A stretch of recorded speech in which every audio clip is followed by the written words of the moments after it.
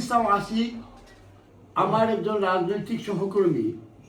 উনি আমি যেই কমিটিতে লন্ডন মহানগর আওয়ামী লীগের সাধারণ সম্পাদক ছিলাম, উনি সেই কমিটি খুব সম্ভব সাংগঠনিক অর্গানাইজিং সেক্রেটারি ছিলেন। পরবর্তী সময়ে আমরা যখন আজকের মতো মাননীয় প্রধানমন্ত্রী জননেত্রী শেখ হাসিনাকে ফুল দেই, উনিও একবার ফাঁসে দাঁড়াইয়া এই ছবিটা আমি খুঁজে এখন উপহার হিসেবে ওনাকে দেবো।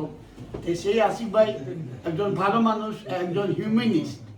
উনি এর আগে আরেকটি হিউম্যান রাইটসের ভালো প্রোগ্রাম করেছেন কয়েকবার, এখন নতুন রূপে কালকে আবারও ঘোষণা করেছেন।